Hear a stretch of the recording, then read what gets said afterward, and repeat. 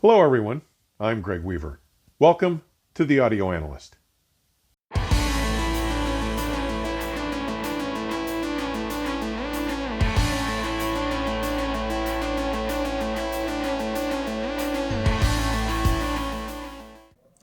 Before we dig into the details and recording of the first room I'll be highlighting from the inaugural Southwest Audio Fest, held at the 4-star rated Hilton Anatole in the Design District just north of the heart of downtown Dallas, Texas, held March 15th through the 17th, I want to take a moment to comment on what an overwhelming success this event was. Veteran showrunners Gary Gill, who founded and who has run a dozen annual Capitol Audio Fests in Rockville, Maryland, and Lou Hinckley, founder of Daedalus Audio in 1992 and show director of the now 2-year-old Pacific Audio Fest of Seattle, Washington, have teamed up to bring us this new and extremely promising show in Dallas, a modern metropolis in North Texas, which is both a commercial and cultural hub of the region. First of all, the Hilton Anatole venue is exceptional. Opened in 1979 with over 1,600 guest rooms, it is one of the largest hotels in the region and is a major convention and meeting facility. Displaying over 1,000 objects of art, including one of the forecastings of Riding into the Sunset, a bronze sculpture by Electra Wagoner Biggs, depicting Will Rogers, the famous American vaudeville performer, actor, and humorous social commentator on his horse, Soapsuds, as well as 2 sections of the Berlin Wall, all available for visitors to view through this inviting and spacious resort setting. It makes for quite an impressive collection. With more than 600,000 square feet, or nearly 2 1/6 square miles of functional space, encompassing 9 ballrooms, 79 meeting rooms, 6 restaurants, including the high-energy steakhouse Sear on the 27th floor of the Western Tower Wing, and a 7-acre park. Jade Waters, a $20 million seasonal resort pool complex, was opened in late July of 2016, spanning 3 acres of the Anatole's 7-acre park area. Featuring 2 180-foot water slides, a children's area with a beach and activity pool with play areas, a 630-foot-long lazy river for tubing, its own 46-piece art collection, a full-service restaurant, and a large year-round leisure pool, it is an exclusive amenity for hotel guests. While the bulk of the guest rooms are included in that 27-floor tower section of the hotel, this event was focused in and around the area of the 14th-floor East Atrium. My room was on the 10th floor with a beautiful view down into the atrium where the event registration and marketplace booths were situated. This large open space in the atrium included nearly a dozen booths for vendors as varied as retailers, Snake River Audio of St. Riggins, Idaho, and N Music World, manufacturers like Audio Crafters Guild and Kimber Cable, as well as several important LP service providers like Wham Engineering and their remarkable lineup of Wally Tools analog setup tools and Kermis Audio. To the east side of the atrium floor were the 3 Stemmons ballrooms, the semicircularly shaped and resultantly highly challenging sonic spaces of ballrooms A and C, and the more normal rectangular ballroom B, which was the home to the record row. Immediately to the south of the 3 Stemmons ballrooms was the Cooper Room, which was sponsored by JMF Audio of France, and was the room where I held my first after-hours LP session on Friday night.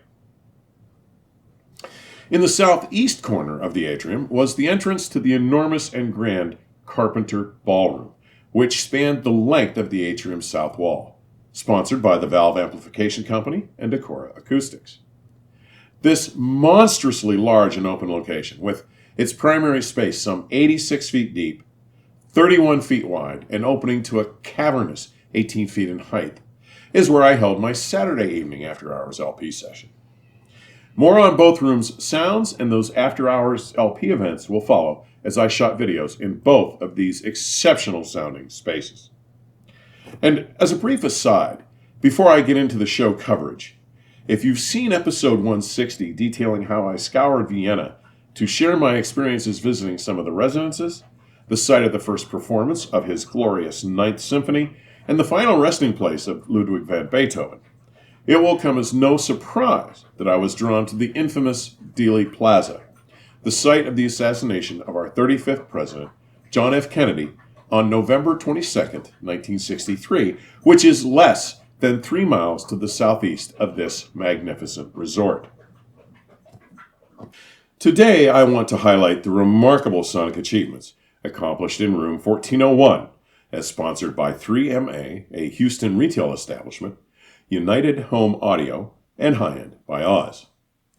Sources here were either Berlin, Germany's MBL flagship reference line 1621A CD transport, feeding the flagship Thrax Maximinus Silver DAC from Bulgaria, or Greg Barone's new mid-level entrant from Washington, D.C. based United Home Audio, the Ultima Apollo reel-to-reel DAC. In fact, our in-room recording today will feature playback from this new Ultima Apollo open-reel masterpiece. On Friday, the system featured the Thrax Aries signature integrated amplifier, driving the Lansche Audio Model 5.2 loudspeakers, and all gear rested on ultrasonic audio racks. Saturday, when I first stopped into the room for a listen, the Thrax Enyo signature integrated amplifier was pressed into play, and Sunday, when I made the recording of the system you are about to see, they were driving the 5.2s with the Viva Solista integrated amplifier. AC power was managed by a Syn Audio PSD-10 unlimited power distributor, and all cabling was from Albedo Silver, including the Metamorphosis interconnects and speaker cables, and the Gravity 3 power cords. All pricing is provided in today's description, but let's allow Oz and Greg to walk us through the system before we take a listen. Thanks a lot for visiting us at Southwest 2024, Greg, and I just want to basically walk over with you what we have in this room. These are the Lansche speakers from Germany. They're founded in 1996 as an engineers bureau. So what they did initially is just to build the plasma tweeter that they own the technology to, which is called the Corona plasma tweeter. This is model 5.2. There are 5 speakers in their lineup. There's one smaller model called 3.2, and there's 3 above this going up all the way to 9.2. These guys are 87 dB efficient, and they are weighing about 185 pounds each. Plasma tweeter is, there's no voice coil, no magnets, no moving membrane, no mass to distort the frequency that it's operating at. And that frequency is 1.5 kilohertz to all the way to 150 kilohertz. You know that super tweeters only go up to 90 kilohertz. So you get a lot more from these tweeters than anything out there. We have been a little bit spoiled this show. We actually started off with the Thrax Aries integrated, which was the solid state integrated. Then when you came in yesterday, we were playing the Thrax Enyo 50 watt true dual mono class A integrated amplifier with a built-in discrete DAC that they make themselves, with a streamer that is room ready built in, and with an MMMC phono stage built in. We're using the MBL reference transport as our transport only solution, and most of the time we're using the Thrax Maximinus Silver DAC, which is their top of the line DAC. All of our equipment sits on Custom Isolation Products is the name of the company, based in Houston, Texas. And they, as the name suggests, they basically make everything custom, and we love their products. The heart of our system is Syn Audio power distributor, now hidden behind the amplifier, that is specializing only on power distributors. And all of our cables are Albedo silver cables, which are monocrystal silver cables. They smelt their own silver, they extrude their own wires, and they even make monocrystal spade and banana connectors for their speaker cables. Everything is hand-built, and I have been a cable guy all my life, and to my ears, I can't find anything better than these. Apart from that, I will have to talk about Viva a little bit. This is Cyndee. This is our third amplifier, and this is the Viva Solista integrated amplifier based on 4 845 tubes, and it delivers 22 watts Class A.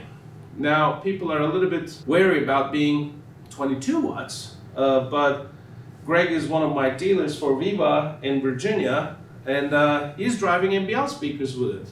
In a 30 by 30 room with a 20-foot ceilings, he can actually get 90 decibels out of the NBL speakers with a 22 watt integrated amplifier. So my message is, not all watts are created equal. Also, I wanted to show you something else, a gadget that I have to carry around, because these days social media and forums can be full of noise. And everybody is talking about, oh, plasma tweeters, I don't want to be in that room because it's emitting, ozone, and take a look at Oz, he's got 4 ears and 5 eyes and whatever. Basically, there has been in the past a few designs that were not properly operating. But like I said, Lansche was founded not as a speaker company, but first name, if I can pronounce it correctly in German, was Engineers Bureau. So they basically made this, and as you can see, the reading is live and there's no ozone.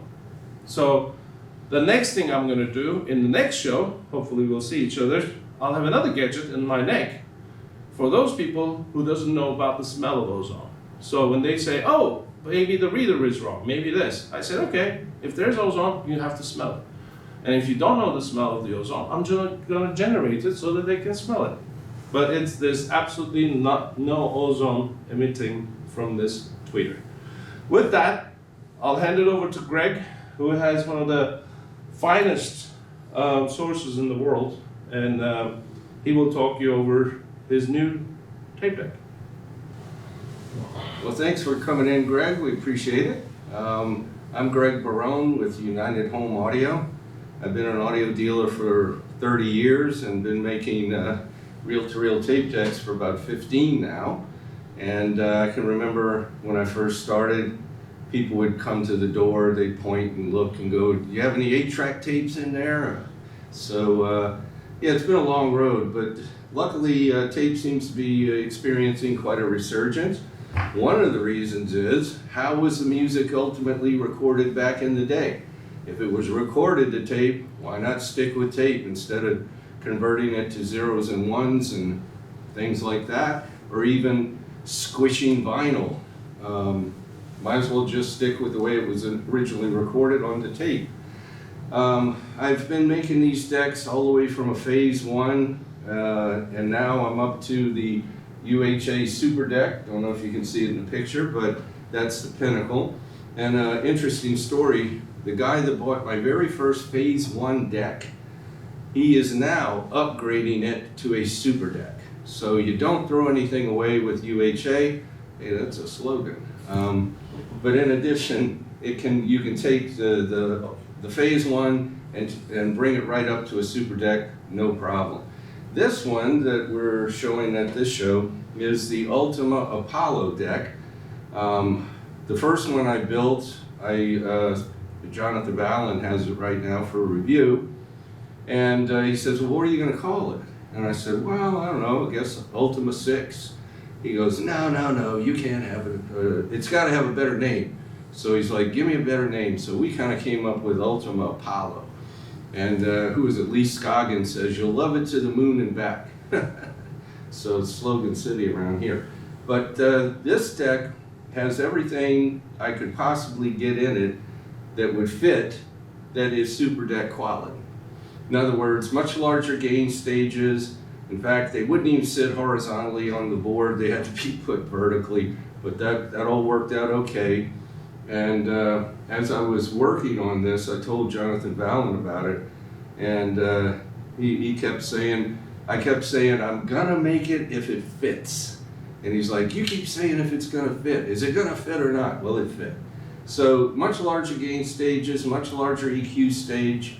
But then, as part and parcel to that, those hungry little gain and EQ stages needed more power, so I designed specific voltage regulators to go along with it. This deck has to be operated with the outboard power supply, so it's a package price. You don't have to pay up for the outboard power supply, it's included in the price. The reason being that they're big toroidal power transformers down there, and that's what we needed to run the gain and EQ stages properly in this deck. And I think it worked out pretty well. Jonathan Valens certainly loves it, and he's going to be doing a review on that this year. So this deck runs at $55,000, the super deck at $90,000, but the tape decks start around $30,000 and go up from there. So you don't have to spend up. But this one is done in the black and the indigo, which is kind of cool. I also have new hubs that are machined specifically for me to match this, and in other colors as well. And this one also includes a UHA high-end take-up reel as well. So that's pretty much the long and short of it. I'm going to cue something up for Greg to record. And it's Cyndee Peters doing House of the Rising Sun from Opus 3 Records. My good friend Jan Eric and his group put that recording together. So let's give it a whirl.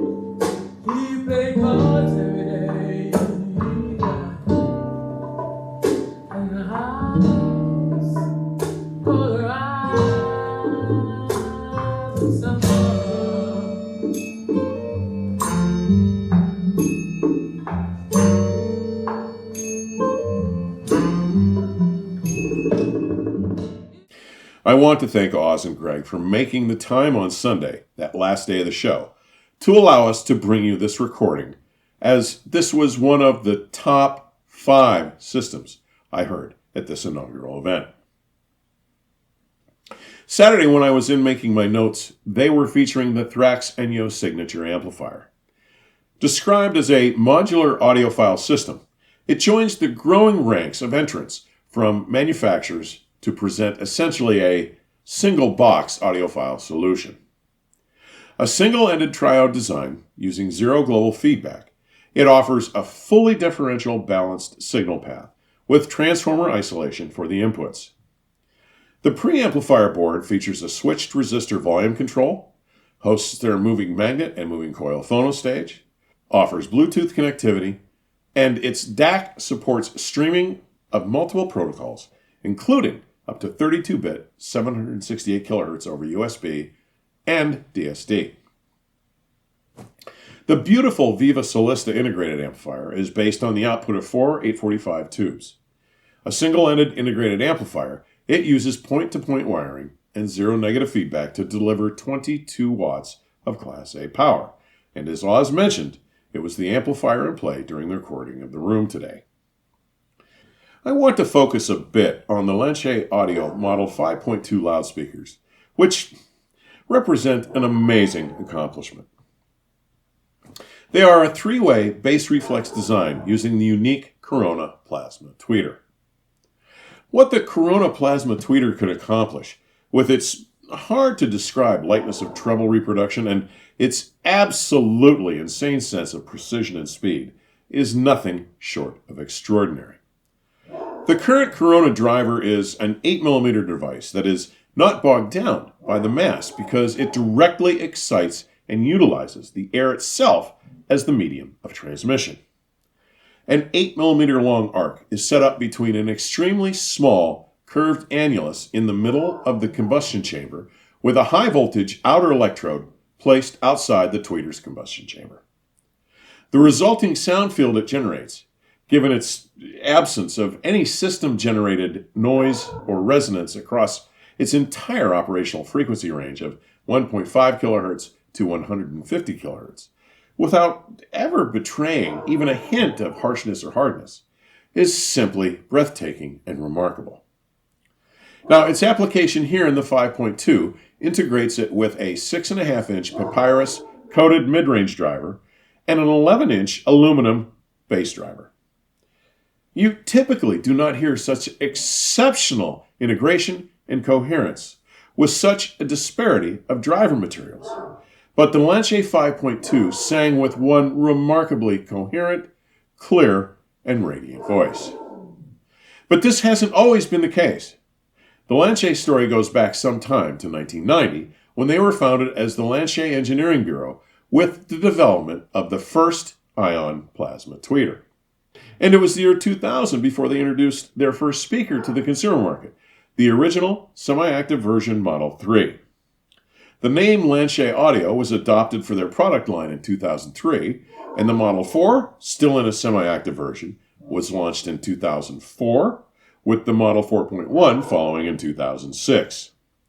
Now, I first heard the 4.1 during CES in January of 2007, and I have to say that after a failing amplifier was found to be corrupting the sound and then replaced, the tweeter provided a unique and exhilarating experience. But overall, the looseness or slowness it delivered in the lower bass and a further slight discontinuousness to the lower mid-range and mid-range seemed to make it clear that both the mid-range and woofer, while trying their best to keep up with the tweeter, were somehow just not quite up to the task. The following year, I was invited to audition the newly introduced Model 8, a $100,000 pre-production version with active subwoofers. Now, while the resultant performance was unquestionably stunning, it was still apparent to me that there was a distinguishable, though not grossly so, disconnect with the frequencies below 2.5 kHz, where the ion tweeter transitioned to the dynamic drivers. This ostensibly disengaged performance, one that is most difficult to describe other than to say that there was a perceived slowness to that lower frequency range, led to a subtle but almost tangible sense of something inherently incorrect sounding with the overall presentation. 2008 saw a major re-engineering of the Corona ion plasma tweeter, leading to 2009's introduction of the number 3 and number 5 loudspeakers. 2010 saw the introduction of the 8.1, 2011 brought us the 5.1, and 2012 saw the introduction of the number 7. The Model 5.2, under examination here, was introduced in 2017, and now, I have to say, all concerns about discontinuity and incoherence have been completely and clearly overcome. This is one engaging and exceptional loudspeaker. Overall, the presentation of this system was now captivating. The upper frequency extension is seemingly effortless and unrestricted in a way I cannot describe more accurately or recall having experienced in quite this same manner before. They simply embody that sense of graceful effortness, of unfettered extension, and the perception of the air around the instruments that allows them to regenerate that final measure of trailing ambience and decay. They render full-scale orchestral pieces with bustling life, full of air, space, sparkle, and remarkably vibrant detail. And string tone is unnervingly honest. Listening to Ain't No Sunshine from Tommy Schneider's 2013 Plan B release brought such an engaging sense of the space of the venue and the vitality and dynamics of the instruments, yet was so relaxed and was delivered with an effortless flow. There was a disarmingly honest sense of tonality and texture. When Greg queued up Stamella from Hugh Masekela's 1994 Hope release, I was nearly overwhelmed by the tonality of Hugh's flugelhorn, which was just so honestly rendered. If you were there, you know why this room earned its spot in my top 5.